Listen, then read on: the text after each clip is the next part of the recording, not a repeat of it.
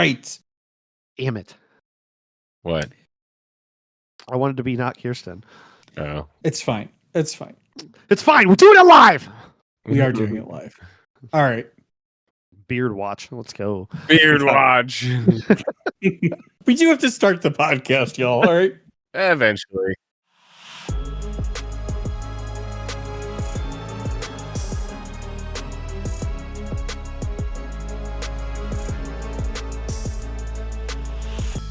Welcome to Rules of Villainy, episode 37, a podcast where we see how long we could go before you leave. Anyway, this week, as always, we'll be answering your questions, discussing the latest news in Lorcana, and going over the metagame. I'm Villain Vince, joined as always by my two friends and your friends, Villain Andy and the mayor of Lorcana himself, Brad, not Kirsten. Not Kirsten. I like that we got the whole thing out. I got it pumped, ready to go. I don't watch the whole thing. I just timestamp it. And then somebody, Jason, Cam from our Discord and the local Discord is like, hey, Kirsten got a lot less pretty. And I'm like, what? It's like, oh, whole podcast. My name was Kirsten. Yeah. We do it somewhere in between, filming a movie and doing a live news broadcast where some of the graphics are post-production, some of the graphics are sort of baked in as graphics. And unfortunately, Brad being Kirsten was baked in from the get-go. And so for a moment, just an hour and 40 minutes, I was a good Lorcana player. but I will just say, because how are you doing tonight, gentlemen? I'm jovial. Yeah, feel good. Yeah, Good night. All right, I'm ready. Played to a really ready to get into some more competitive Lorcana. Stoked. Is there some? Is there any? I believe, actually, now that you mention it. Surprise, like a day after you will be hearing about this, I believe we're going to do a surprise live stream of a Win an Enchanted tournament at our good friend Grape's Games. So definitely check that out. But in general, though, just to get out there, go back to leagues. Everyone's going to start coming back out to league, testing out their decks and stuff. I've been doing deck test Tuesday with Kirsten. Our power went out this past weekend. We all almost got blown away in a tornado, right? I'm glad. I hope everyone is okay. And we lost our power, and so we just played Lorcana by candlelight for wow. Wow, that's dedication. I was romantic dedication. We just brought out the spaghetti dinner and just, quested away. Yeah, don't mind me drinking out of a straw. I know that's apparently not masculine these days. It's not manly enough. Well, what is manly is that luscious beard you have. Oh, beard watch. Boom. Beard watch. Speaking though, so I guess it may stick around. Sorry, I'm like grabbing. I was late to leave tonight because I went based on comments from folks I've heard from our listeners, i.e. Andy's dad, and Mr. Smee, is that I needed to get some beard conditioner and some beard oil. Hey, let's go. So, well, we'll see, because it does itch. It's like an itchy madness. So we'll see. Vince, any oil you put on your beard is beard oil, right? So you could just by definition, some vegetable oil, right? Coconut oil, when you're done cooking bacon, the leftover oil you put in that little jar and you save to throw away or whatever. Essence of bacon oil, it'll double. Well, I mean, not to preface the folks that don't like seed oils. This does have seed oil in it. It is sunflower. with it. Yeah, it is. Sunflower oil is the first ingredient in this one. So yeah, I was gonna like make fun of you, but I guess you're not entirely too far off of the list. Well, just kidding, listeners. Welcome to Rules of Beard Owning. Beards of Villainy. Beards of Villainy. That's so much better. So long talking about beards. I mean, we're not even 5 minutes, and we've already lost the plot of this episode. But it's all right. Underworld news. Yeah. We're gonna get into Underworld news, and we don't have a ton of news because we have no news about worlds or DLCs. I hope they're working on it. I really need it. Honestly, they gotta be. I forget. They gotta be. I honestly, I keep forgetting until you say that. Like, we have no news about worlds. I forget that worlds even exists. Like, they've already succeeded. I've forgotten about it. They could just do worlds in like 4 years from now, and I'll just be like, "What worlds? I can tell you. Qualified. I can tell you that you may have forgotten, but the Lorcana folks have not forgotten. Yeah, there's like 28 of them that haven't forgotten. That's about it. Everyone else is like, "When's the next DLC made?" But I mean, we're in the same thing. But we do have the release of the 2025 convention playmat, that you can get at different conventions throughout the year. Gen Con? Primarily here in the United States, it'll be Gen Con. Yeah. But I mean, it may not be Gen Con exclusive this year, but we'll see. But from like left to right on that playmat, we got Kanai, Bruni. I love the art on Bruni. Yep. So excited about that. Honey Lemon, Wreck-It Ralph, the Queen, and Kakamura. And really, really, really, I think that mat's awesome, and I want to add it to my collection. But then again, I want every mat, so I had to go double check. I thought Bruni. I didn't want to misspeak. Bruni's by Kendall Hale too, and that's great.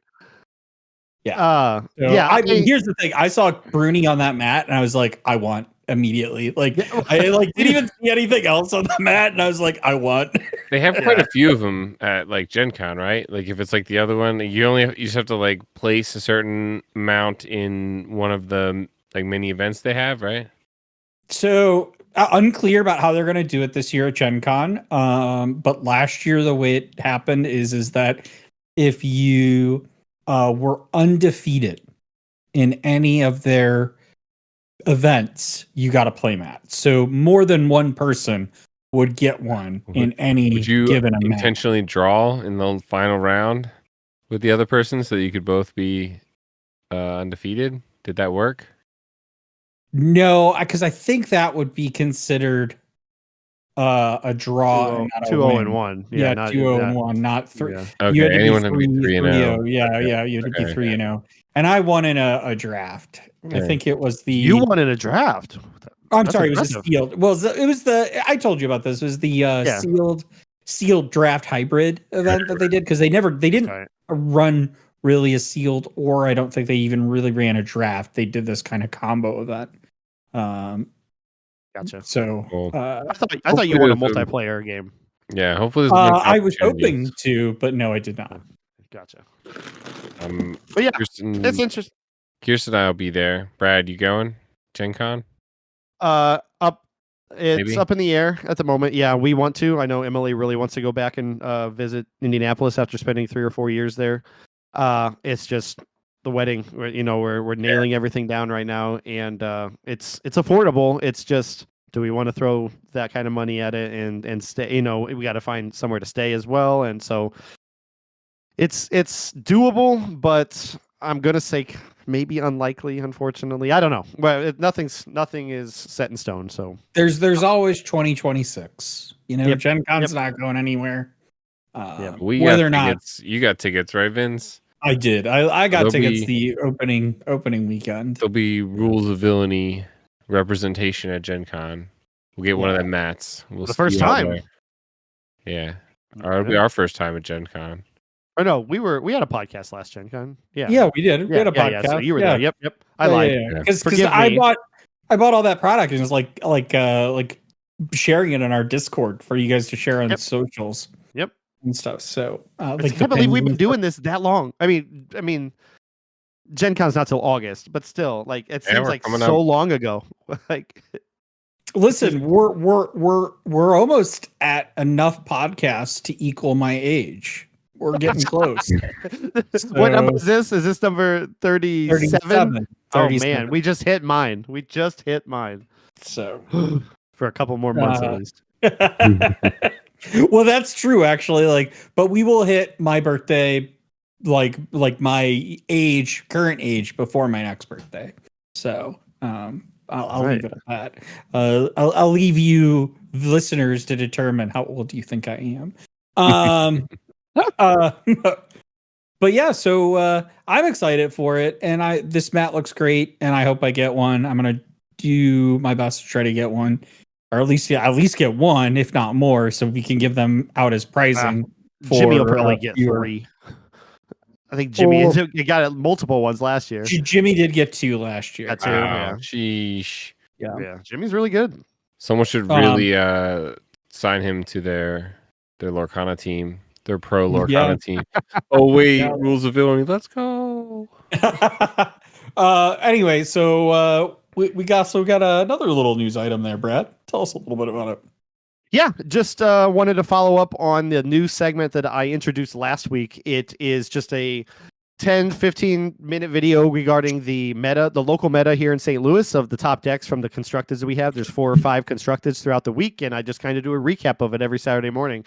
And I had a lot of fun doing the first video. It went a little long, of course, because I just kind of word vomit sometimes. But it's a lot of fun. It brings a lot of just attention to the decks, the community, the stores that we get that allow us to play and sell product and everything. And I have a lot of fun doing it. So be on the lookout for that. I already got a couple deck lists for this upcoming Saturday coming up, and looking to do, until you guys are sick of it, I guess, or until I'm sick of it. But yeah, check it out. I'd really appreciate that.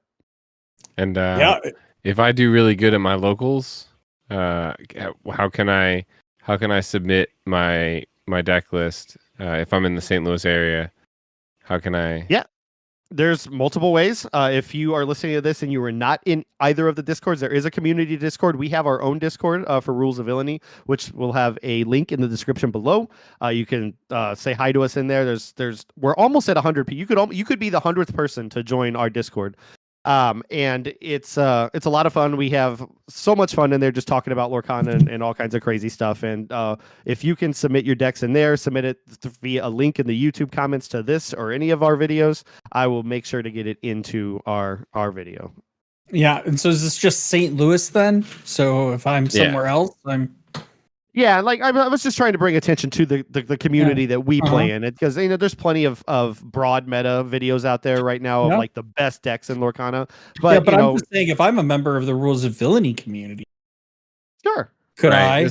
But I think he's focusing mostly on St. Louis community. If you're a member of the Rules of Villainy community and you're not in the St. Louis area, we actually encourage you to make your own style of video. This idea came from a Rules of Villainy community member, right, Brad? That you said did this in his own area. So, you can be that beacon of news in your area for this. But hopefully, if it were me, if I had the time, I know I already go to Bodox, which is one of the places that you look for lists from. I got my butt whooped by you last week, so I didn't make the cut. But, as a local St. Louis player, this is definitely, at least for me, that's incentive. I want to be, shouted out on the meta report with the mayor. Graphics, explosions. The only reason why I inquired is because we want to make sure that, the mayor is the mayor of St. Louis, the St. Louis area, but he's also the mayor of Lorcana. Right. Maybe we'll. So I'm just saying, maybe we highlight members of our community if people are willing to share and stuff, even though it is a St. Louis report. Not always bad to throw in some folks. What's stopping me from making another video thing? Like even Jason, one of our listeners who maybe was he thought that he would never be a 3-0 or a 2-1 on there. And I'm like, you know what, man? If you got a fun deck and I think it looks fun because I am the one who is most inclined to play these fun decks, we'll make a video just featuring those, right? It doesn't have to be the most competitive people. That's what a lot of people who play Lorcana want to see, and those cool ideas and how they synergize and all that stuff. But there's so many cool things that you can do with the 2,000 cards, 1,600 cards that we have. We'll be at 2,000 eventually.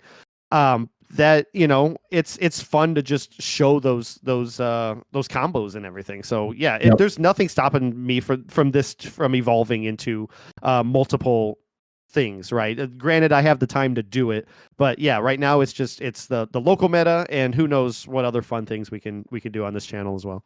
Yeah. So absolutely. For now, the biggest thing is join our Discord. Join our Discord. Links in the description. We love talking about this stuff. We love talking about these decks. And hopefully we'll be able to make more content on it in the future. I'm just going to say, I agree, because we've got the best Discord. There's no other Discord like our Discord. It is the best Lorcana really Discord. Yeah. A lot of people have told me that it's like a really, really, really good Discord. I'm just saying, like, we have a lot of discussion in our Discord too. Sorry, we're all in a mood tonight, apparently. So let's move on to Constituents Corner with the mayor. Sure. Thank you, Vince. The mailbag is... Mr. Mayor, I have a question. Sure. You, sir. Sorry, it segues from your previous your video. I watched your video on the local meta report, and I was I've already net decked both Link's and Jimmy's deck, and I've been practicing them extensively. And while I love the fun, explosive items of the Aussie Sapphire Steel list that Link's playing, the Amethyst Steel, just free lore that Jimmy is able to get with his deck is just kind of crazy. In fact, I think there's creators all over that have been talking about Jimmy's deck specifically, like far and wide. I know how. So who would you say is currently ranked number one in the St. Louis meta? Oh, over my last week of meta decks, huh? Yeah. Which wow. would you put rank number? Is there? You don't. I guess you don't have to decide. I know you're a very non-partisan mayor, but you know, is there? Do you think one of those maybe has the edge over the other? I would say, I hate to say it too, because I love Link, and that deck is very. I've seen that deck lose. Like you played it last week, right, at Bodex against my dog aggro. I think Jimmy's deck, the Amethyst Steel, is too fast for the item deck to capitalize. I mean, he's got the removal to deal with some of those characters and remove the bounces and everything. The bounce that he needs for some of those characters, but I would probably give the edge just to how fast the Amethyst Steel deck is in that particular matchup. I'm not talking about players here. Link and Jimmy are both fantastic players. They showed it last week. They continue to show it as a little bit of an example or a preview for this upcoming meta report. But in that particular matchup, I got to give it to Amethyst Steel. Okay. All right. Thank you. No further questions, Your Honor. That's the first time I've had a direct question to me. Like most of the time, I'm asking the questions and you guys answering them from our listeners. So that was fun. But before you move on, we do have another question from Cassian. Oh, okay. We have it for the non-viewing listener. Oh, is that actually him? Oh my goodness! It is. We really put on the mic. Yes. Hello, Cassian. He asks, "Do you think there will be more cats in the game of Lorcana?" Well, oh my goodness! There better be, because we need to get Figaro from Pinocchio. Now Minnie Mouse's cat, from what I understand. I don't know the lore of Figaro, but Figaro is one that Emily wants very badly, and it comes at it comes at a time too where it would make her day, because over the weekend we lost our tuxedo cat. So It's been a tough weekend. I'm not trying to sour the mood here, but Figaro 100% would be amazing outside of the mini surfer card, and yeah, I'm sure there's other cats that I'm not thinking of right now, but I think you want me to segue into there being a specific dog that needs to be in the game as well. But we'll stop there. We'll stop there. Dodger from Dodger, yes. Yes, he needs to be in there. And Jock. And Jock, Yes. right? Okay, of course. And I really want Everybody Wants to Be a Cat as a song in the game. Yeah. Ugh. I'll be singing that. I'll play it. It could be the worst song in the game. I will find a way to play it. So good. They need something like 99 Puppies, right? Which doesn't even actually have anything to do with puppies, right? It's not like your puppy characters get anything. It's just all of your characters quest extra. But they need something that's like a character that says like quests gets 2 extra lore for each cat character you have. And then Everybody Wants to Be a Cat, you sing, and then all of your characters become a cat until the start of your next turn. Is there a cat? Is there a cat classification? There isn't. It needs to be. So that we might have missed that window for that. To be fair, there isn't a dog. Right, just puppy. It's just puppy. Yeah. And I think it was a missed opportunity to not have a kitten classification, but there's cats in general. There are so many cats this set. Like when I was going through organizing everything, I'm like, wow, there's actually a lot of cats now. I mean, in fact, there are cats on ladies in chairs. That's fair. That's true. Yeah. That's true. Cats on laps. That's Andy's face palming without the motion. I can see it in his face. Like he all but had his hand on his face. Like, okay. All right. All right. Let me ask an actual question from the mailbag now. We got one from Jake, a local listener and team member. He asks, if you were a broom in Disney Lorcana, what would you be? What would you do? What would be your stats? What would be your ability? We'll start with Andy. What would be my stats and my ability? Yeah, like if you were a broom in Disney Lorcana, what would your card be? I'm a 0 cost 20 20.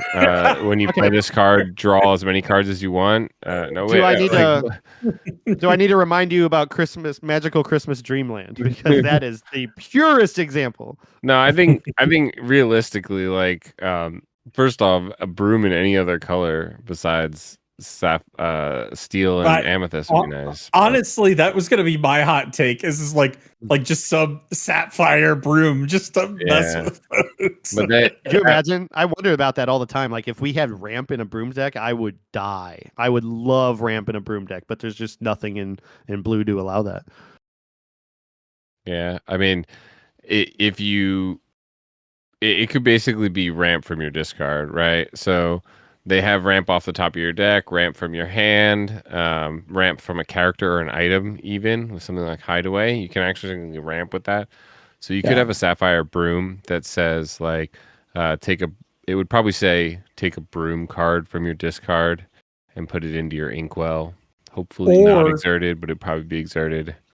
Or what it could say is for every broom you have in play, put when you play this card, for every broom you have in play, take 1 card from the top of your deck and put it in your Inkwell. Interesting. Yeah, then it would be pretty strong. It could be pretty strong then. But yeah, I mean, that's like a Yensid kind of thing.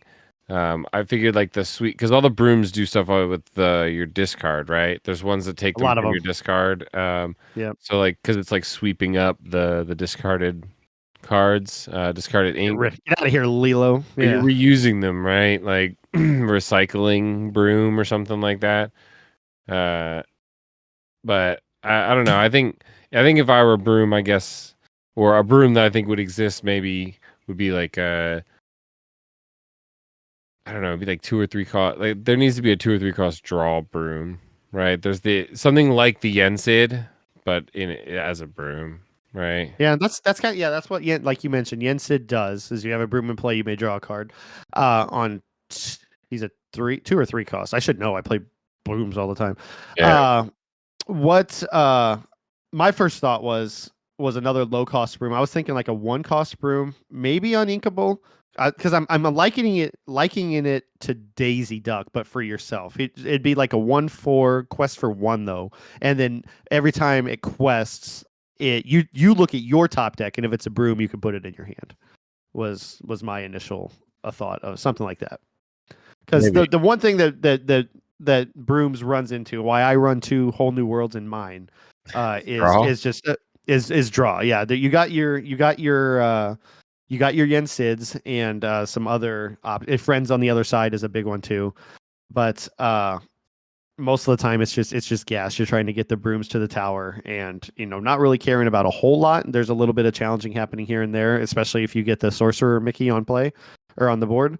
But the whole goal of the deck is to get as many brooms as you can. And the new Mickey, the new sorcerer Mickey from D23, is it Playful Sorcerer? I think.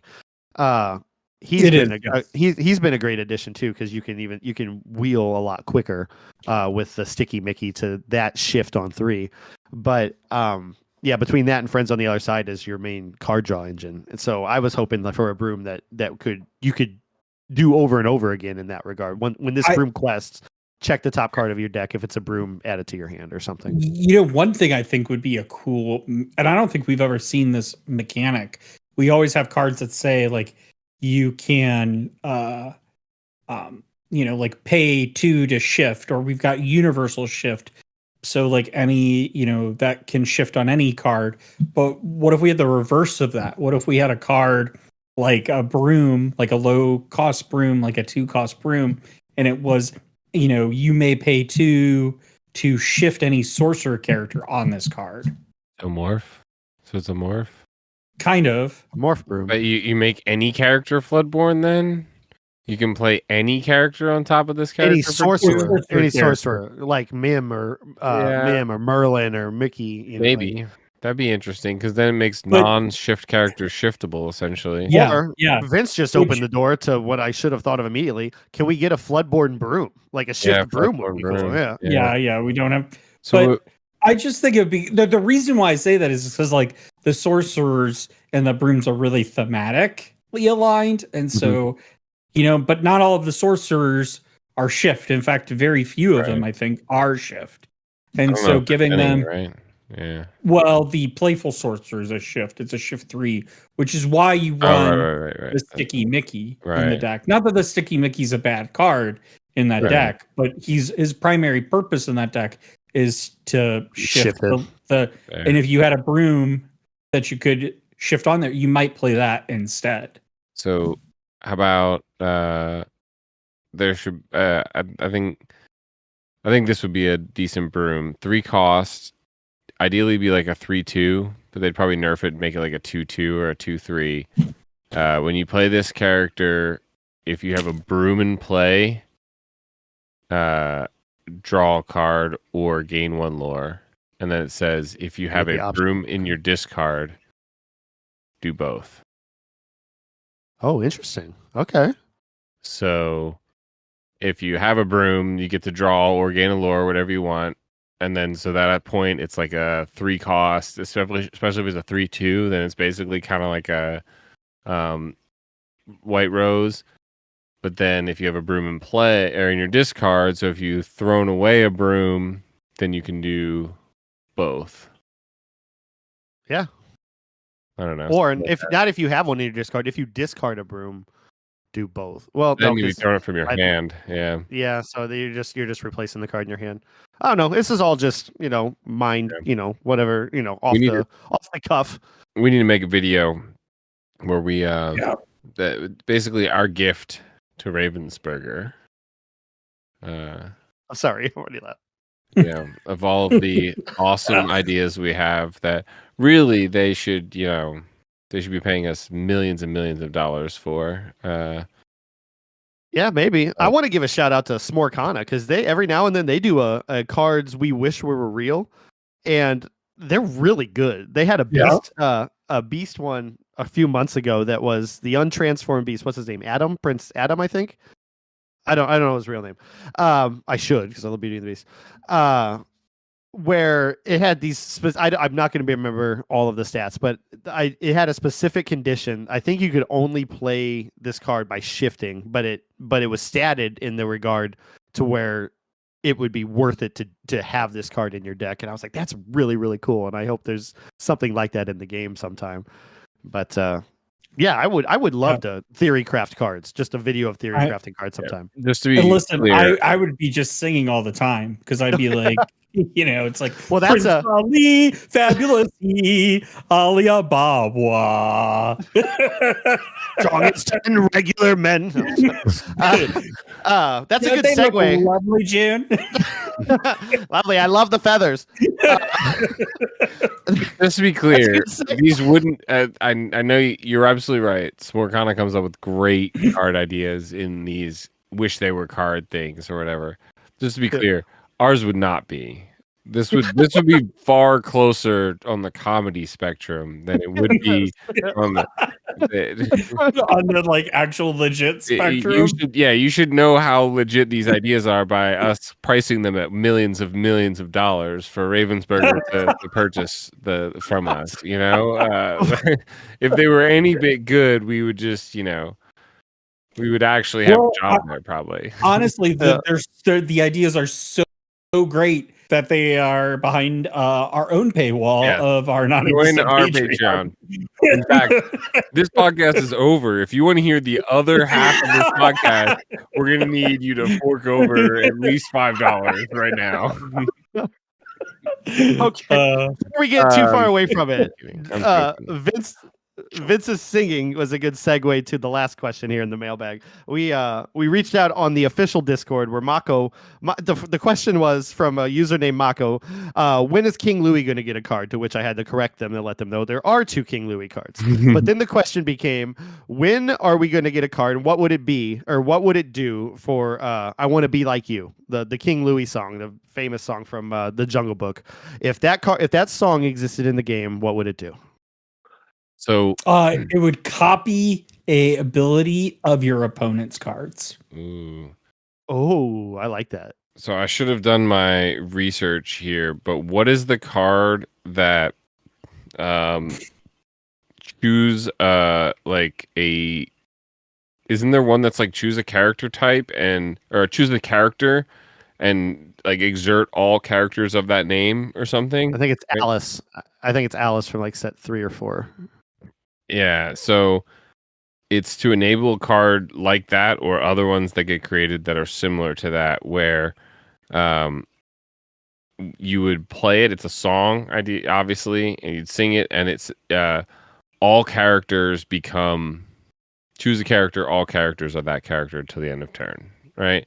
And so besides being able to enable something like the Alice, which doesn't exist, I can't find it here. I'm looking, but I can't. I'll pull it up. You keep going. But yeah, but more practically, depending on how much it actually costs, what it can do is essentially make anything a morph, right? So if there was a character I want to be like you sing it, you say beast, right? Now all of your characters are a beast, so now your 1/3 Olaf is a beast. You can shift your sad beast on top of them, and boom, it works just like a morph. Wow. So I think a card like that would actually be really fun to play with. Chances are it would probably cost too much. It'd be like a 4-cost song or something like that. So it'd be really hard to sing. And but if they hit that sweet how far I'll go with like a word with you. That is not hard to sing at all. How far I'll go is Sapphire. Okay, well, I'm thinking like this is maybe Emerald, Amber. This is not played in that in a deck that is. I would imagine on the game. I would imagine it would be an Amber song, mostly because that's where the King Louis card exists, and Sapphire does have the Tailspin King Louis. So yeah, I would say Amber if you want to pair those two. I know it's not a strong combination right now, but then you can get both Louis in it. I don't know, but the going back to the Alice card I was talking about, it was the T Alchemist. It had the deck boxes from set 3. All right. the deck boxes were from set 4, but she's a card from set 3. It says exert chosen opposing character and all other opposing characters with the same name. I think that's might have been what you were thinking. Yeah, that's what I'm thinking of. I think isn't there also one name a character and return all of them from your discard to your hand or something like that? I don't know. It's a good question. I don't know. Not one that I can find quickly. Not one Yeah, that's I was any like, good, I'm sure. Yeah, if it was great, it'd be played on stuff. Yeah, I will say, just to go back though to Andy's like comedy thing, is that just to give you the bright like kind of things that would come out of our ideas, instead of something like a copy a card, this card would be sing this song verbatim out loud in the game store, win the game. Wow. I will have no problems doing that, and I will get a playmat, baby. Let's go. all of the people I've interacted with at Ravensburger have been funny and entertaining and great people. So I'm certain that this is already on the radar somewhere.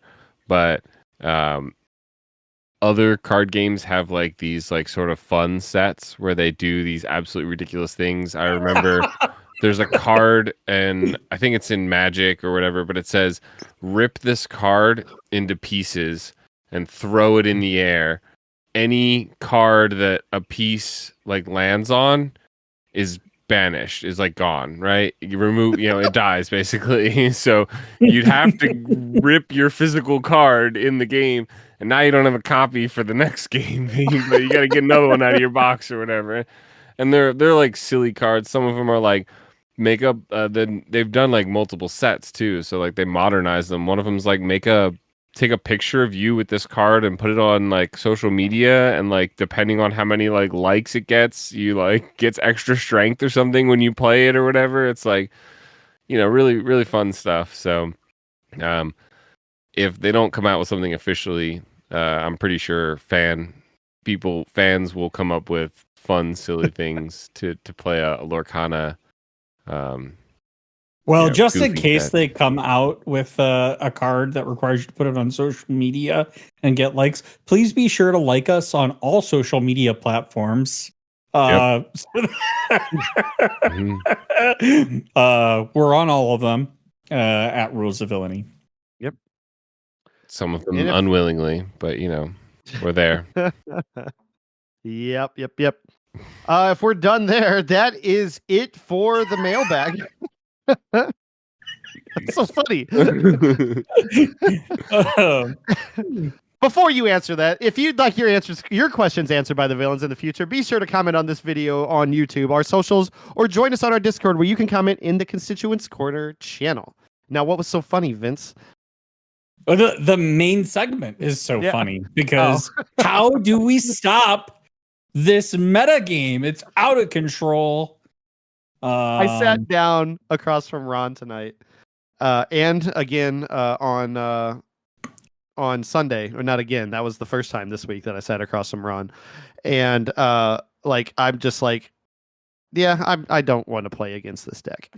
It's not Bucky levels of like I'm not having fun. It's just like you're just going to do all these things and destroy me. I actually, I came close. I was playing Jafar Wheel, but he was actually playing Sapphire Ruby and not Sapphire Steel, which I think we're going to focus on more heavily. But Sapphire, man, I used to love Sapphire. I love Sapphire in my Blurple, but a Blurple deck is like 8 Sapphire cards, and the rest is all Amethyst. But yeah, watching these games are exhausting. Just all the items and stuff, and all the stuff they do. The only way to get out of enjoy it is to win in 5 turns, like I did with Andy last week. Is because I don't have to sit there and watch him trigger every single item and every single thing out of his discard and back in and all this stuff, and wait 5 minutes between each of my turns. So what were you playing against Andy? Lemon Lime dog deck, Aggro. aggro. Yeah. Chernabog. I got really lucky with a Chernabog top deck in the second game, but the first one was just all daisies and stuff. And that's honestly how I lose most of the matchups against Kirsten with Amber Steel. The Amber Steel that she plays has like Whole New World and Ariel and stuff in it, so it can go into longer games and still do well. But for me, sitting across from her, the worst thing I can see is like Daisy, double Daisy, like more than one Daisy essentially. Even the Nala is really annoying, but it's the same ones we're used to, right? Smee, Lawrence, Calhoun. I don't think she runs Pluto. She doesn't run Calhoun actually in this. She was running she was trying out Penny. The Resist. Yep. Or no, Bolt's owner, not Bolt's, the orphan. Bolt's person. Owner. Yeah. Bolt's person, right? You quest with the Smee, and if they don't take out your Smee because they're busy with your Daisy, then you can heal the Smee and then give it resist. So when you quest again, it doesn't take a damage. So it's like a refresh on the Smee. And then as well as Troubadour, which I don't like as much. That turtle is annoying. It is a little stickier, obviously. But personally, I like the Ursula more. Because the Vanessa, because it sets up Rapunzel better. That's fair. Especially with all these 3/3 bodies out there. Pete, Tala, not Alice Bell, the Raja, Snake. I could go on forever, but Potato Captain, making potatoes. So yeah, you can only stack 2 damage on that turtle, right? So you can stack 3 and get the draw off with Rapunzel, but yeah, it's really really rough to have to go against that aggro, and I don't know. I'm not worried about it really. I got to play some more games into it, but I feel like the Sapphire Steel is basically just like the Diablo deck. Like if it hits its combo and it gets going, it will just lock you out of the game. And you're right. You just, you don't get to have fun in that game of Lorcana. That's their game. They get all the fun. But and let me tell you, a lot of fun it is. This guy. What are you playing, Vince? Sapphire Steel. You playing the Aussie version? I thought you were playing Ruby tonight. Was it Steel? No, I was playing Steel. Sapphire Steel. I am. I'll be honest with you. I am not convinced. Yeah, I am not convinced the Aussie version is the right version. No. Because here's the thing. I do get why people like that card because it is fun when it works, but it never works. Yes. I had 4 Aussies on board against Cody, and he will attest I inked twice and I got 2 items out of 8. 8. We looked at 8 cards and there was 2 items. I was like, yeah. So and honestly, a lot of times it tends to put on the bottom of my deck a card that I actually would rather have in my hand. Yep. Yeah. And I'm why, man? You're like, you know what? It was an extra, because you have a good hand and you're looking for something and you're just like, okay, well, I'm going to ink and hopefully I get an extra item that I didn't really need right now. But if it was a dime, that'd be so nice. But then turn 3 dime is insane. Then it's the Happy Tammy and you're like, oh, well, I needed that more. I needed that more than the risk of trying to get a dime. Now that I think about it, can we take backsies on that? It just hit me the risk that you guys take playing that deck now too, because I know the Oswald is a gamble, right? But when I'm running Daisy into you, my Daisy hits your items, and your Oswald hits your characters. You're just bottoming everything, and I just realized wow, that's actually really cool. From my perspective, running into that deck, that there is that disadvantage of you're doing the same thing to yourself that the opponent's doing to you, just in reverse, right? So what have you found as a value for that 2-drop slot? Or in replacing the Oswald? Maybe not in the 2-drop slot, but what are you? If you take Ozzy out, what are you putting in? Smee for sure. I'm trying to find the exact list. Here it is. The cross continental. I believe something closer to what Moyen is playing is probably what I think is somewhere closer to the optimum, sapphire steel list. You still have the bell package. You still want to high roll that. You get 4 T-Pos, 4 sails. Actually, he doesn't even run Smee. So you're putting sail in that deck? Yeah, that's interesting. I don't know. I mean, it's hard for me to like push there. back against it, but I'm not like what would be the. I guess ramp is the purpose of the sail, then, right? Right. You still want to ramp because then you can play Hiram on 4, or the other one is Scrooge because it doesn't run Tala. But actually, I think you would be hoping, right, that you'd be playing Hiram on 3, right? Right, on 4 ink. Yeah, sorry. So you ramp on 2, Hiram on 3 with 4 ink. Yeah. So you get 4 the Scrooge, right, or a Scrooge to draw into another item, which or exerting 4 items. You want 4 items by that point, but yeah, I don't know. I do like the Last Cannon. I think that was one that what's his name? Link, right, was running in your video. Yep. The Last Cannon. It's another 1 cost item. It's in steel, and you can pay 1, banish this item. Chosen character gains Challenger +3, which is really nice into like manners and things like that. So I guess technically you can't really cleanly take out a manor with the Last Cannon in Sapphire Steel, but it helps. You get 2 bells, give one of them the cannon, and then they swing into a manor for 8. Yeah. No, how do you? It's a cannon 3. Cannon's 3, yeah. So it'd be 6 plus 3 is 9. I don't know. Nice. I do like the manor in Sapphire Steel. I think the version I have runs the manor, and it does run Smee. So I like this more curve out with the Cogsworth. I don't know that I'd play Big Tammy in this. Maybe 1 dime. I don't know about a dime at all, really.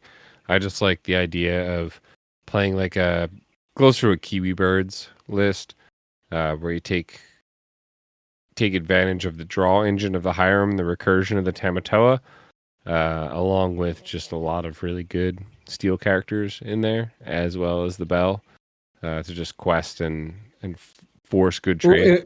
When you say no, you're unsure about the Tamatoa. Which Tammy? The big one, Big Tammy, tiny Big Tammy. Yeah. Not medium. So definitely still keeping medium Tammy. Medium Happy Tammy. Yeah. I think medium Tammy's pretty good. I'm aware. I'm beautiful, baby. Yeah, something like maybe closer to what Artifacts is running. These are round 2 lists, so I guess they've submitted a new deck list for round 2 because a lot of these have changed. In fact, Artifacts is running Brooms as well as the Shift Playful Sorcerer Mickey, which is kind of weird, kind of wild. I was gonna say weird and wild at the same time. But yeah, Smee. I don't like Benja, Lawrence. Pete, so yeah, I've been testing Benja, and I don't think Benja's good. Ultimately the reasons why I don't think Benja is good is because you'd be playing into, you're really worried about the mirror in that case. And even in that case, you still get item recursion. So what's the purpose? Like, you're really just, it's kind of and it's expensive, honestly, in that deck for what it does.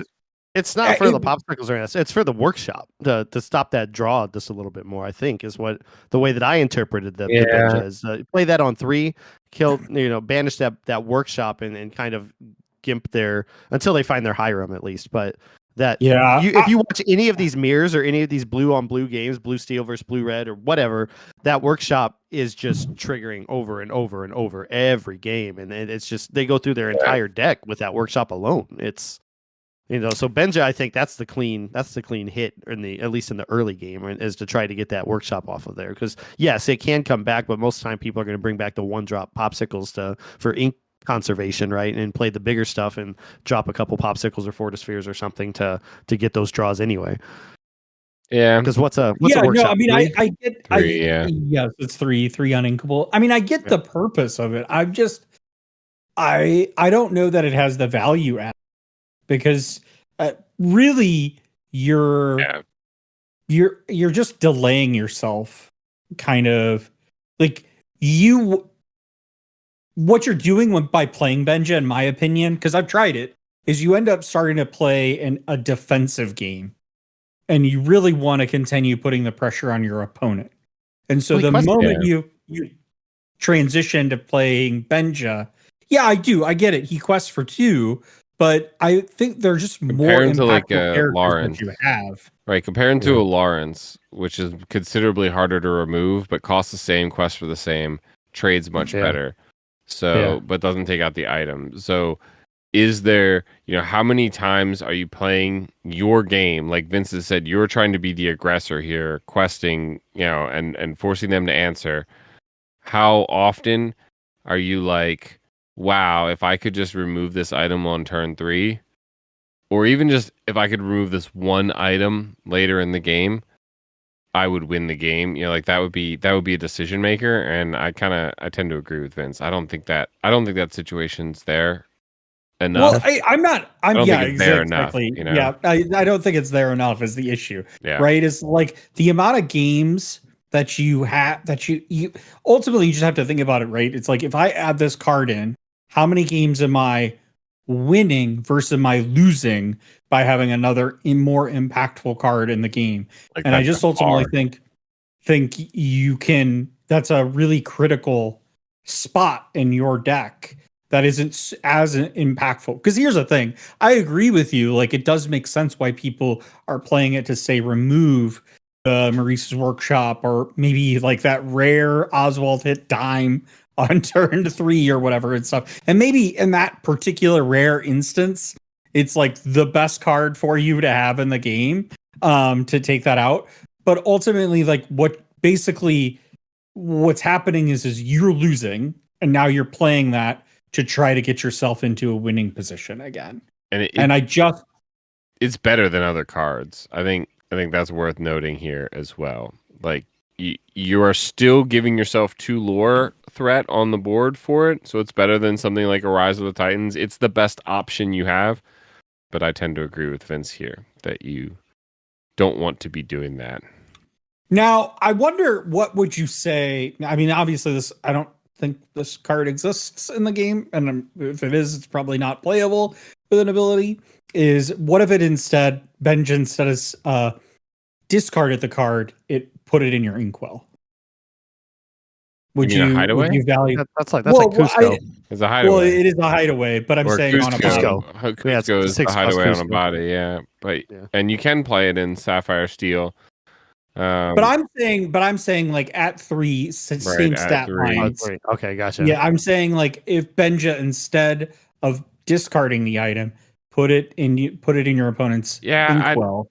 It's better. Would you value it any better? I think it's better in the excuse me. I think it's better if you care about what Brad's saying. Not that that's Brad's like point that he's arguing, but the point he made up that people are bringing up, that Maurice's Workshop is that important to get rid of. Just like in the past, the reason Hideaway started to exist was because in these mirrors, getting rid of the dime was that important. They only had 2 of them, so you hide away the dime, and it's huge. So if getting rid of the Maurice's Workshop or whatever item you're targeting is that important, then yes, that's like worth it and much better. I tend to lean towards that it's still not worth it.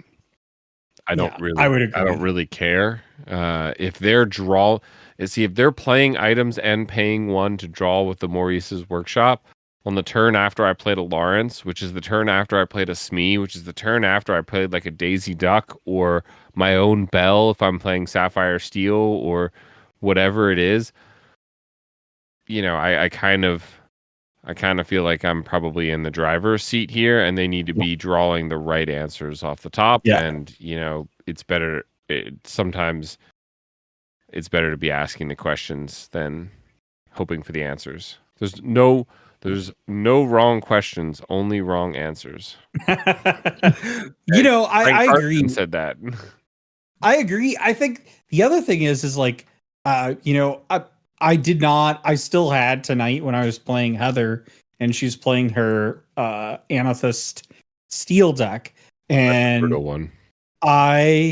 She's playing a mid-range one. Yeah. She's playing a mid-range one, Yep. so not the same as Jimmy. Jimmy. Jimmy, yeah, no, but yeah, I like the mid range one. That's the one I've been playing too. I mean, she right? we went 1-1. She beat me when she went first on the draw, but like, I mean, part of it, and I think we've talked a little bit about this, but part of it is like, you know, and I think Andy, I tend to agree with you here that Sapphire Steel tends to be very compared to the Emerald Steel, and that if you get the ideal play line, it's almost impossible for your opponent to win. But if you don't, you're in trouble fast because the deck just cannot, because it takes a while. Like if you can't get that bell in the first few turns and stuff, and you're still struggling to find other answers to their developing board, you can end up in trouble really, really fast. But anyway, what I was going to say is I was playing I still have the Benja in that deck. And man, that card's awful. Like that, in that match. Cause like, I wouldn't say it's awful, but like they don't have items. It's like, there are just more impactful characters I would want to play on the board. And so that's just another reason for me that I typically tend to not like these cards that are very niche or like one sort of matchup. Now you could argue that if we're in a huge Sapphire Steel or item heavy meta, that it makes sense to include that, which we may be. But honestly, like I've seen a lot of diverse decks being played. Yeah.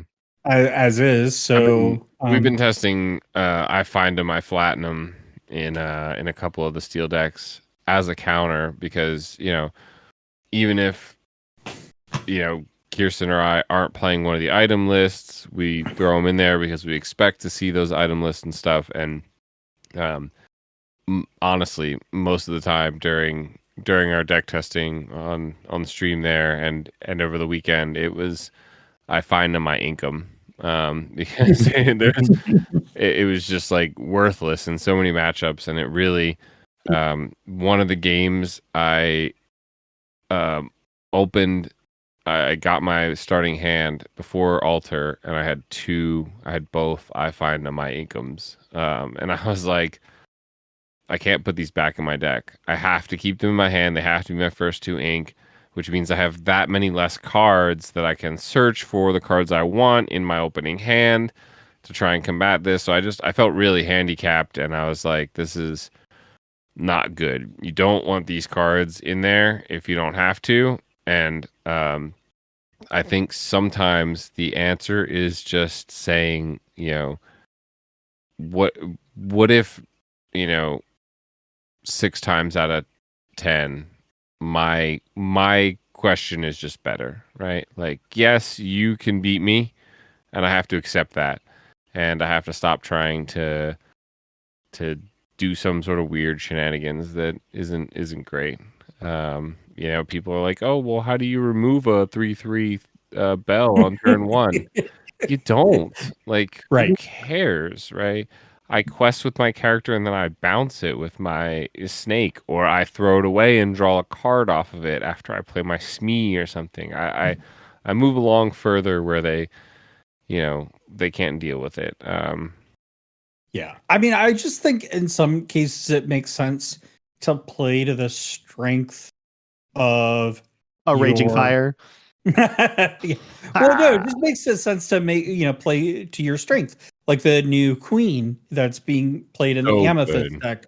So good. And it, you know, the fact that if it's got that princess, you can get an additional lore off of it. Belle, princess, yeah. Cindy, princess. So it has a lot of optionality to it. So it's not just, it's good against this particular Sapphire steel deck with a bell in it, but it's also good against other decks out there. And even if they aren't playing a princess character, you can still get 3 lore off of it. So it's like Yeah. it's still super impactful. And I just like, again, makes me like really trust in the developers of the game that they know what they're doing. You know, it's like that card came into the game at the exact right time to play into this exact meta, and we're seeing it play out. Yep. It's even slotting in the Blurple, the queen. There was a Blurple that got first or second in a tournament this past weekend that Ron and Michael, Ron from our team and Michael from the locals, both linked to me like, hey, check this out, and they had 2 queens in it, and I'm like, that's interesting. I think Steven also from our locals was experimenting with the queen in his already as well too, and yeah, I haven't got to. I played Blurple. I'm back on Blurple, or at least I was Monday night, just trying it out again, and I didn't get to actually use the queen yet, but it feels good. The bell package in there is weird. It's weird having that. It's weird drawing a popsicle in Blurple, right? at any point. Yeah, but it's yeah. I don't know. I was just talking about the queen. That's how I got on that tangent. Sorry. Yeah, the queen's really good. I don't think you should be doing bell in Blurple. I mean, why not? Well, for one, you only have 4 1-cost songs that are worth playing, right? You mean items? Items, sorry. 1-cost items that are worth playing, right? So really only the 4 popsicles, which is not ideal, which is why you see Ruby Sapphire playing the unconventional tools as well as the Vitalospheres. Heck, even in Sapphire Steel, most of these lists run popsicle, Fortisphere, as well as whether it's the Last Cannon or I know what you're thinking of. Elsa's Resist Shield, Shield of Arendelle. Shield of Arendelle. Yeah. So all of they're running these extra ones because you need them. Blurple doesn't have that. You also aren't playing Hiram, so there's no extra value off the items there. You don't play a good number of 3-cost songs, right?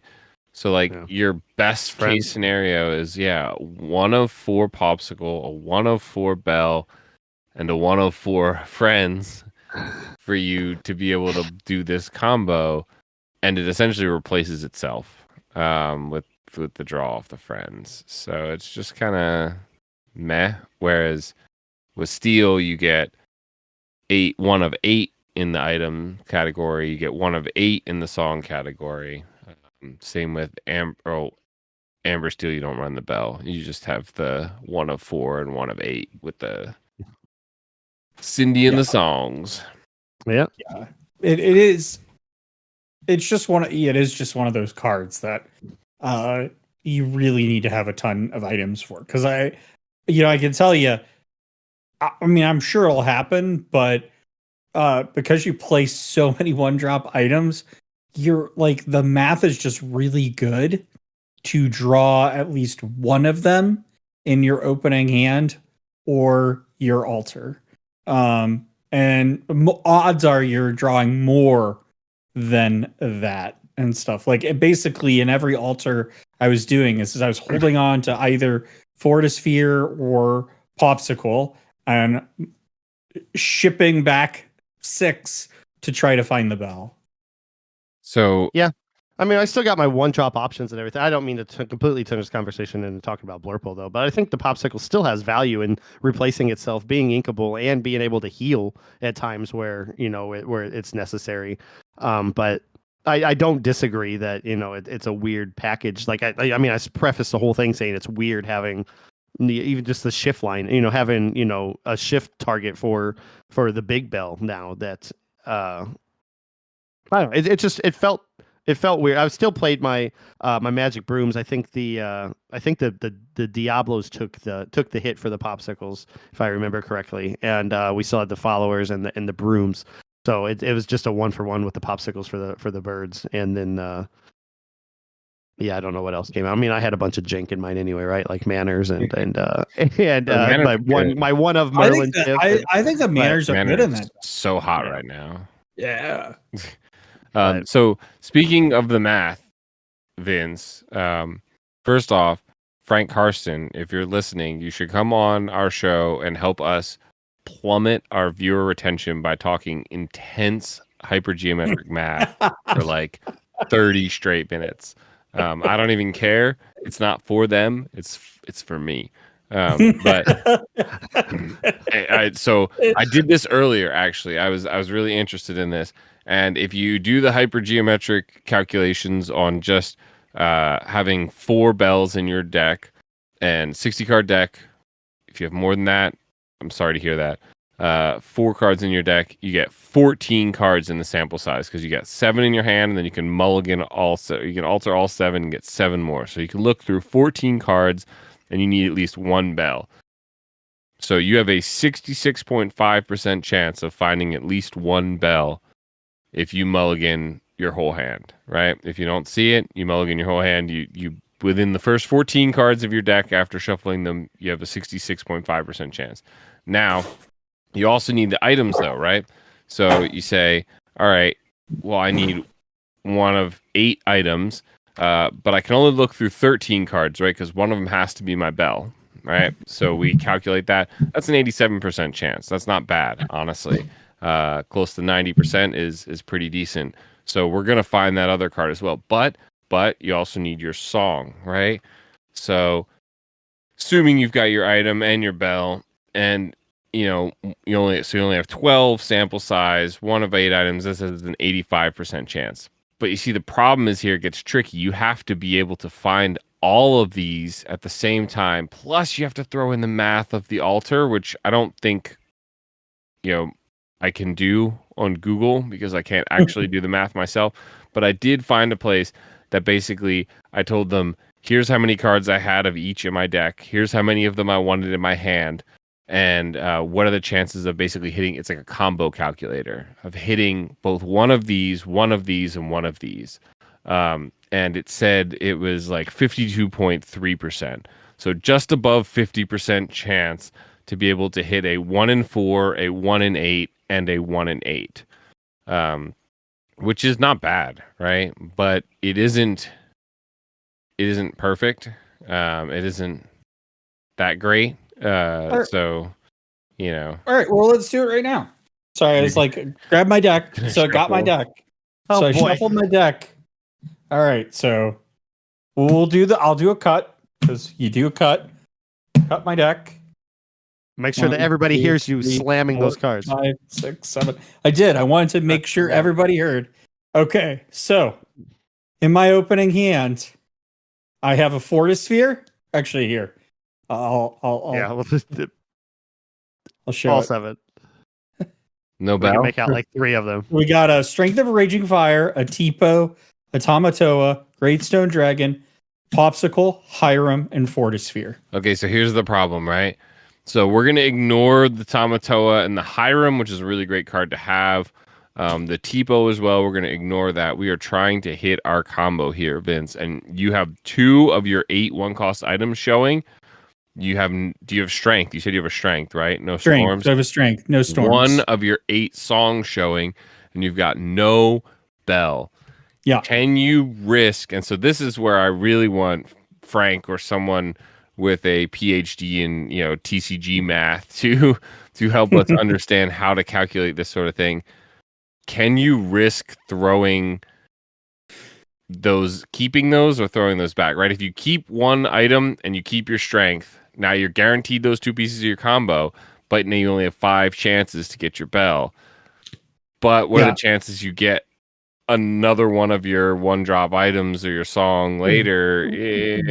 Right. So what would you do in this scenario, Andy? Would you keep the strength and a 1-drop, or would you? I think you'd have to keep the item because it's more important early, and bell is this is the other thing we're not necessarily talking about, which is that bell is still really strong even if you don't hit the song.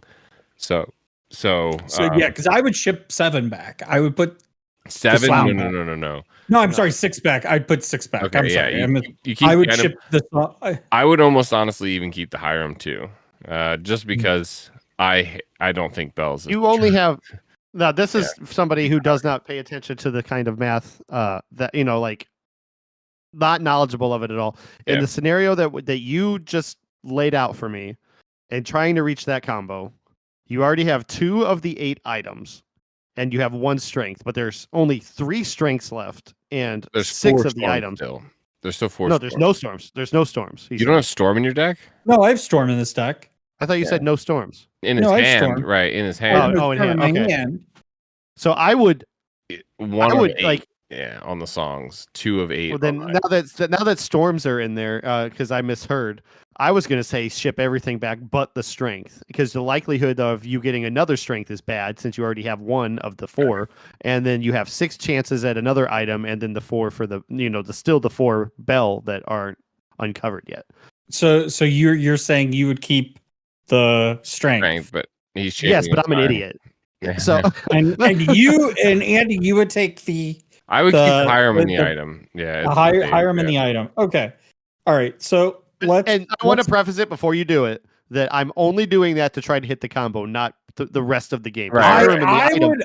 Hiram in so- the item is very good Yeah. to have. So basically, Brad and I are closely aligned that we would try to get 6 go 6.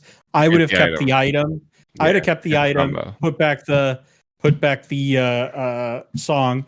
Andy's keeping. So we're gonna draw 5 first because the Yeah. 6th card will be that first. So 1. The first card we got is Along Came Zeus.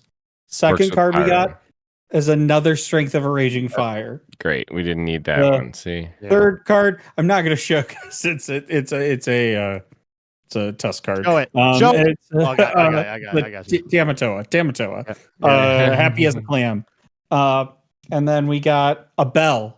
We got the bell. So you got the That's bell. all Okay. 5? We got the No, bell. that's only 4. No, and 4. And the last card is an Oswald.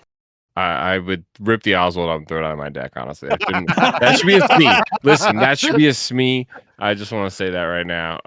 But anyway, So basically, we won. I The did perfectly. jackpot What's the extra here. card? What is the extra card you guys would have shipped the Hiram back for?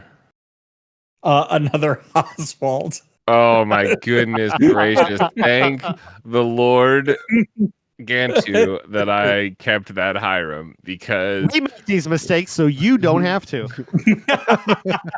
yeah. So Yeah. the reality is like hitting the combo, we didn't actually have to send all of them back, but you would not only do you have to take into the account that you need to hit a 1 and 4 and a 1 and 8, and then ideally another 1 and 8, all at the same time in 14 cards, which the math on that is about 52%.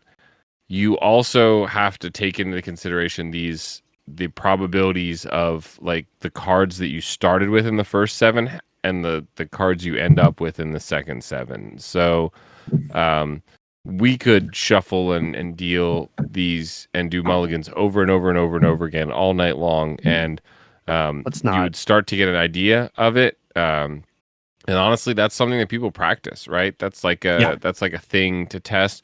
In fact, I think Dreamborn, when you build your deck, has like a little built-in feature where Simulator. it just randomizes it. Yeah, simulating drawing 7, throwing them back, and seeing what you get is a fairly simple task to do. I know I like doing it with the cards though too. It's fun, and you shuffle them up. But yeah, it's important to understand. And I think ultimately that's why I kind of relate it to this Diablo combo. I think it's a little, in my opinion, it's almost a little worse than Diablo, right? It gets out a little quicker. It's a little stronger, a little earlier. But the early game is not as important, I think, as people make it out to really be. It can make or break a game. If you both are playing for the early game and one person just sort of dominates it, well, then that's really rough. But think of the Bucky days, right? Think of when the answer with Ruby Amethyst was just not playing anything on 1 and 2. You know, you just really like there was no like shifting and, you know, singing a song and removing all your characters before they could do anything and having you waste these cards on nothing. If I don't play anything, or if I cycle my card like a Broom or a Chernobog's before Bell can take it out with a song or challenge into it, then like really, what did it get you besides actually negative cards in your hand? So I'm just not convinced that that is as powerful as it is seeming to be. And I'm excited for all the other decks. I really like Amethyst Steel. Ruby Sapphire always is going to exist. I think Ruby Amethyst still has a place. I think that Queen.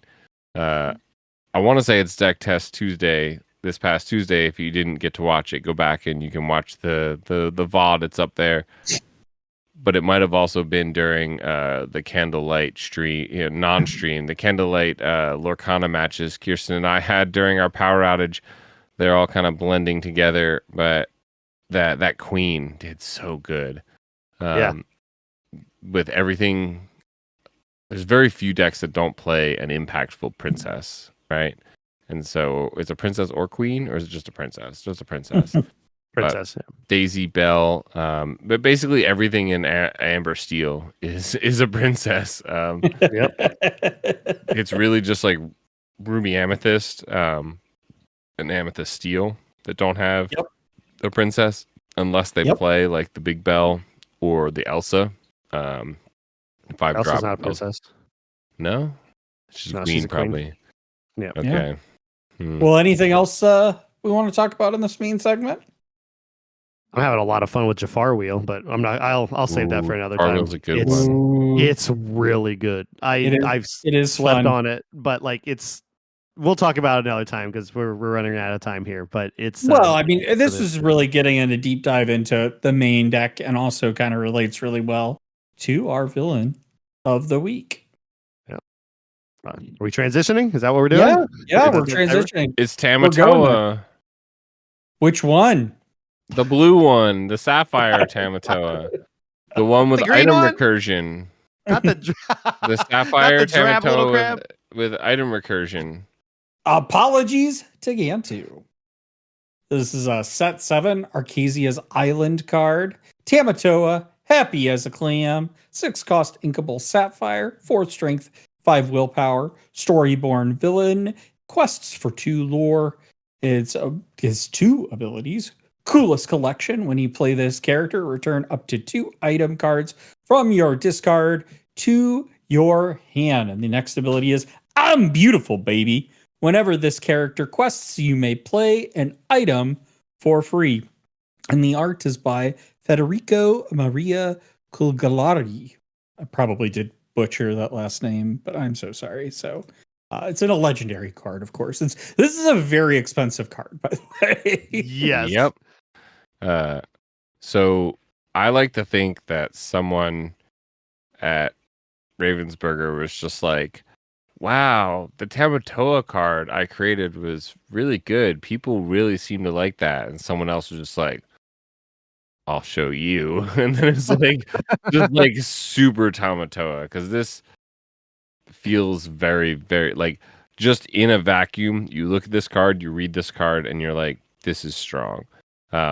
In fact, I've got a couple friends I've been meaning to do a piece of content with where they play other card games and never played Lorcana, and I've told them to stay away from Lorcana entirely so that I can milk them for content and show them cards and ask them what they think of them. And this is a card I think like even a person who doesn't necessarily understand Lorcana would look at this and be like, okay, this is strong. Right, this is double recursion. Recursion in any game is just broken. And then for free, like you put the word free on a card, and it's just like, okay, this is probably pretty good. And you don't even have to know that cards like the Lucky Dime exist. Yeah, it's just it is so good. To give context about what I said about expense. So this we're recording on a Wednesday, and it is on TCG Player $60, and including shipping. This is its going price right now. Which by the way, if you're gonna buy the card on TCG Player, where can they go, Andy, to support the card? Partner.tcgplayer.com/ROV. Does it cost them any extra? It doesn't. It's absolutely free for you to use, and it helps support us, the villains, at your favorite podcast. Yeah, we really do appreciate it. So if you do that, costs nothing to you and helps us support the great content that we do here. But yeah, $60. And I'm also not advising you to go buy this card. Yeah. Like, And I wanted just to be clear. just to comment on that too. And Heather made this point tonight because she pulled the foil at Fortuna tonight, and it's not much higher. And the reason being is it has a beautiful Enchanted as well by Beatrice Blue. So if the Enchanted didn't exist, I promise you this card would be even more expensive because foil's of like everybody. $80, right? What's that? The foil's yeah, just $80 or something. Yeah, like $20 more or something. Yeah, but it's of course going to be more because it's foil. But if people are paying that kind of money for a card, they're going to pay for the Enchanted. Unfortunately, well, I won't say unfortunately, but like it's a weird perspective of like when she said that, it really clicked in my head. I'm like, oh yeah, this card would be even more expensive if the Enchanted didn't exist. I immediately traded the Tamatoa foil I had for the Tramp Enchanted from Ron. I saw that on Monday. Yeah. Like Ron was like, I'll trade you the Tramp, and with like a second, I was like, yes. Yeah, that's a really good deal. I was like, without question, please, please and thank you. Mostly because like I know he really wanted the card, and I really want to try to build my Enchanted collection. And so that was kind of a no. Be fair, those Tramp cards, maybe not that one specifically, but like the dual ink one it's being slept on. Like it's so good in the lemon lime deck. But we're not talking about that right now. But what I'm telling you is that was a really good deal, I think, in the long run for you, because that Tramp is, I think, going to be good.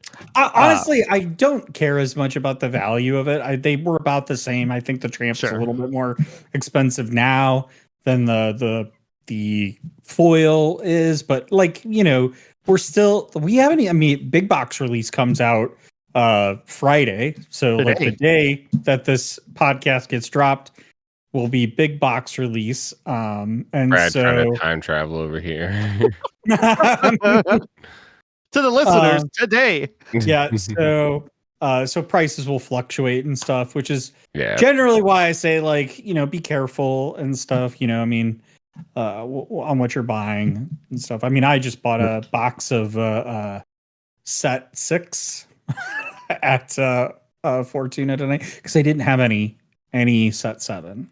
So you're like, I just want to buy a box. Give me a set 6. Well, I forgot what you say you're looking for in it. Mostly, I was looking for the half shark is what I'm going. Oh, that's right. That's right. Yeah. Good luck on that. Yeah. I mean, but here's the thing. It's like, I also don't, it was the set I bought the least of. So I was like, I can afford to buy one more box of it for right now. But anyway, let's get back to this card. Yeah. Out with the sharks, in with the crabs. $500 for the Enchanted. Yeah, it's absolutely insane because it's a beautiful card, and it's the best card in this set, like without a doubt, given the state of the current meta. It's so powerful. We thought the other Tamatoa was. Are you sure about that? You sure about that? You said this is the best card in the set. Are you sure about that? Right now, at the time that we are speaking, yes, every top meta deck revolves around this card. Really? Are you sure it doesn't revolve around a different card? Maybe like a certain 3-cost 3/3 that you can play on turn 1? Because he doesn't cost $60. She's a common. You get 3 for $20 in the starter deck or the single player deck. I'm just saying, spoken like a true Tamatoa only cares about the monetary value over here. Okay, listen, I'm just saying. We're almost at the point where it's almost a fair trade between an Elsa and a Tamatoa happy as a clown. Enchanted, yeah. Enchanted. Yes, it's $500. I mean, that's Elsa's what, 600-700 still? I think it's like 8-ish, right? Yeah, I mean, I've got TCG player. I feel like Tammy was at 6 something at some point, but But let's talk about It the was card. frustrating. You quest this card once, you play a dime for free. Yep. And then Unexerted. you just pop unexerted, play the dime for 2 ink that you absolutely have the next turn after paying 6 for this. It's absolutely insane.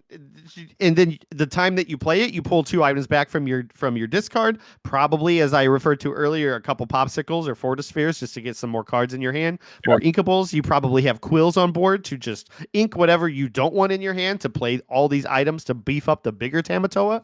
And you don't even have to pay the 7 ink for the dime anymore. People just hold on to it now so they can play this crab, quest it one time, play that dime for free, and like the game is over. It's absolutely insane. Oh, you thought like randomly hitting your dime off the top with an Aussie was cool. Like, how about just like Just playing holding it it for a little actually bit. for free? Yeah. Yeah. Yeah, and like the thing is this card is outside of the Medusa range. So you need either Ice Block, Coil, something else to bring it down. Insert sapphire coil picture with the. Are you sure about that? Are you sure about that? But I mean, even like songs like it survives Zeus, right? No, it's a 5 No, it body. doesn't. So it is 5 body. Doesn't survive Zeus. Yeah. I'll tell you what it Doesn't doesn't survive survive. What it doesn't survive is a last ditch effort from my Jafar wheel and exerting it the turn that it's played, giving Challenger +2 to my 3 strength Jafar and taking it out immediately. Yeah, but My favorite moment with this Jafar, so right? far. What's that? That was a 2-quester Jafar. The 2-quester Jafar, yeah. When I told the story before, I thought I did it with the legendary Mickey, but that wouldn't have been enough to take him out. So I had to have been. I'm pretty sure it was the 2-quester Jafar from set 2, I think. Or that's a 2-quester, the 2 ink Jafar. There's a 3/2 evasive on turn. Yeah. Evasive on turn. Yeah. Okay. But no, last ditch effort was the one of again Frank Carson's Jafar wheel that I decided to just test out because I had no idea what I wanted to play at the start of the set. And I'm playing Ace at Grapes in week 1 of League. That Tamatoa comes out, and I'm like, I got something here. And so I exerted it. My very next turn, I exerted it, took it out with Jafar, and that was the only round of the 3 that we played that I won. But but there are answers to it. But by the time that he comes out, by and large, from what little sample sizes that I've seen of these games being played, when that crab comes out, it's next to over. Depending on your hand that you're already drawing off of your items, off of your workshop. You probably already have dime in hand, and you're just setting up to quest him, get that dime out, and then play the 8-cost Tamatoa the next turn and pop the dime on it immediately for game. It's insane. Here's the situations where you're not winning, and that is essentially when the opponent has forced you off of the sort of easy turns. If you think about, like, if you're playing like Ruby Amethyst or Amethyst anything, like a turn where you don't have to answer what your opponent's doing and you get to play like a rabbit is like, whew, what a nice turn. Rabbit, draw a card. Same with a Hiram turn. But now Tamatoa is one of those as well, right? Like, it's a Tamatoa turn that allows you to grab a couple items back, allows you to recur, to hopefully fuel your Hiram a little further.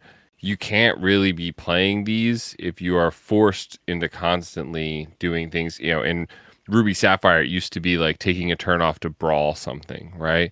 If you had to brawl something, you were like, well, I didn't get to play my Hiram on that turn instead. So it's a really good card, no matter what, because you get these items back. But it is somewhat of a luxury card. But it is, I think it's an upgrade from like Maui Half Shark, right? Maui Half Shark was sort of the dominant card previously, but that card had no ETB and it was very susceptible to just being hard removed immediately.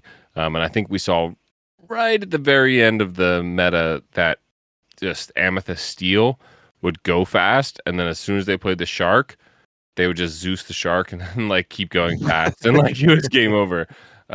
So I almost feel like the same thing can happen with this, right? You play your game plan, they like try and fight you off. Like if they don't do a really darn good job of it, then they're gonna take this turn to like play a Tamatoa and then be trying to set up a dime and the Hiram, and if you just Zeus them, right? Or if you're playing Ruby Amethyst, you just brawl that Hiram. I don't know how you take out the Tamatoa and Ruby Amethyst. That's a problem. But hey, we'll work on that and join us on Deck Test Tuesday. But so I think there are a few answers to that though. So obviously, be prepared. But I think one way in which you can mitigate this is less the free play of item, is you can use that queen. Dragonfire. There is Dragonfire. But is you can use the queen to remove the items from their discard to put it underneath their deck, so it prevents them from being able to recur those items or at least get that recursion. So that's one option I think you have. Yeah, that is, and I think depending on play draw, you can get that queen down and use that ability prior, even if they ramp to them getting this like Tamatoa. But yeah, they in that ideal scenario, they have two items, both 1-cost drawlers, from both the Bell and the Hiram previously, and the Tamatoa comes down. But this is just like a great improvement to Sapphire. It's just a staple card. It's a great improvement that Sapphire absolutely needed. Yes. Yeah, Sapphire was just like such an underrepresented and very underpowered ink color in Lorcana. I'm just stirring the pot. I just have to say though, I think we talked about this when we first reviewed these cards, that I think it's becoming really clear, at least for right now, that this Tamatoa, the medium Tammy, if you will, Happy Tammy, is beautiful Tammy, is definitely, I think, better than Big Tammy. It's different, but yeah, I mean, like from a value perspective, it's just straight up better, I think. Yeah. It's cheaper. Like, don't get me wrong, I still like Big Tammy, but anyway, let's get into the artist showcase. What you got, Mr. Man? We got 13 cards from Federico. 1 Enchanted. Anybody have any guesses what it is? It's from Big the last Tammy. set. No, it's Daisy Duck. Oh, you already looked. Yep, it's Daisy Duck, Pirate Captain, as the single Enchanted that Federico has. They also did the Huey, Dewey, and Louie when they dropped in set 3, as well as Flint Heart Glomgold. Everybody's favorite little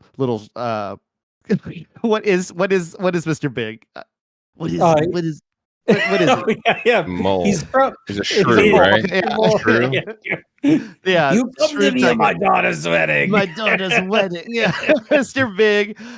We got Donald Duck, who's got the pirate Buccaneer, who's got his own playmat treatment. Very cool. The sharpshooter Robin Hood. Of course, Tamatoa, the exploding Lyle Tiberius Rourke, and a card that I think was a lot of fun a couple sets ago, the Maximus Team Champion. I used to sneak that out in Ruby Fossa for a little bit of extra lore, because whenever somebody had 5 strength or more, you get 2 lore. 10 strength or more with a big Gaston would get 5 lore instead. And there were times where that would trigger, and it was a lot of fun. But yeah, 13 cards, and I'm looking forward to a lot more. This I remember seeing, it was one of the sweet things that I saw on this the global is the word I'm using, I guess, the big Facebook group of Lorcana that Federico actually posted when the card was revealed, or when the game was out. Like, hey, I saw his post saying that like my art is in this game, but it's already existed. But it was just a moment where I was like, oh, that's really cool. Like, I'm seeing the artists talk about how happy they are to present this, right, or to have this. So very, very cool. I'm looking forward to what they have to bring in the future sets. Yeah, who did the Enchanted?